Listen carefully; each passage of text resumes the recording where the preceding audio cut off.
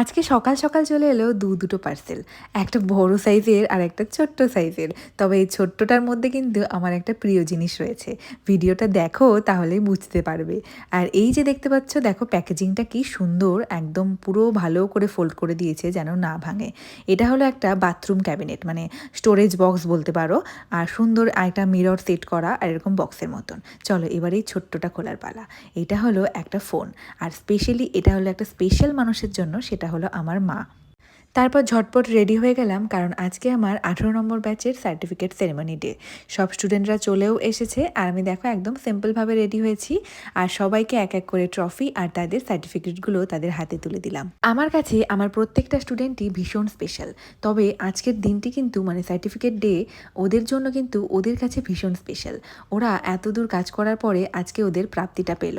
আর এই যে আমার সব প্রিয় মানুষগুলো, আর সবাই একসঙ্গে কেক কাটিং করলাম, ভীষণ মজা করেছি সেই সময়টা। আর একটা ক্লাস শুরু থেকে শেষ পর্যন্ত সবার সঙ্গে একসঙ্গে থাকা খুব সুন্দর, একটা সবার সঙ্গে বন্ডিং হয়ে যায়। সবাই ভীষণ ভালো, ভীষণ মিষ্টি।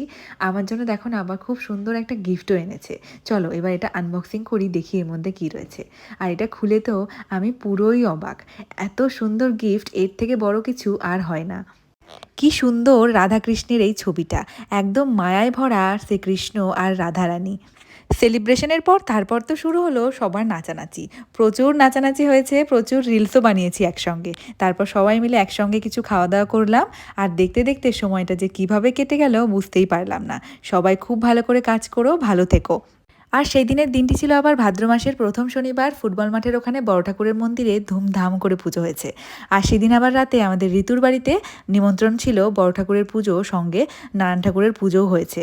আর ওই যে সব সময়কার মতন সব শেষেই আমরা সব জায়গায় পৌঁছই। আর এখন বাজে ওই রাত্রি 10:30টার মতন। ভাবলাম হয়তো গিয়ে আর প্রসাদটুকুও পাবো না। যাই হোক, মজা করছিলাম। ঋতু বারবার করে ফোন করে যাচ্ছিল, কখন আসবি কখন আসবি। আমাদের জন্য আলাদা করে প্রসাদ তুলেই রেখেছিল। এখন বসলাম প্রসাদ খেতে। আর এই যে প্রসাদের মধ্যে সবথেকে প্রিয় প্রসাদ আমার এই গোলা প্রসাদ। শুধু কিন্তু আমি না, আমার মতন আমার বড় ভীষণ গোলা প্রসাদ খেতে ভালোবাসে। বাড়িতে থাকলে তো মাঝে মধ্যে এমনিই ওকে গোলা প্রসাদ গুলিয়ে দিতে হয়, কোনো পুজো ছাড়া। যাই হোক, এখন প্রসাদটা খাই, এই গোলা প্রসাদের স্বাদটাই কিন্তু আলাদা। আহা, আমাদের মতন কে কে আছে বলো তো গোলা প্রসাদ লাভার। আর প্রসাদে কিন্তু খিচুড়ি ঘাটি সবজিও ছিল। প্রসাদ খেয়ে উঠলাম, তারপরে চললো সবার আড্ডা গল্প প্রায় ঘন্টাখানিক। আর তখন বাজে রাত্রি 12:30। নিউ মার্কেটের এই কাকুর দোকানটাই শুধুমাত্র এত রাতে খোলা থাকে। আর এখন সবার আইসক্রিম খাওয়ার ঝোঁক উঠেছে, সবাই মিলে খেলাম আইসক্রিম।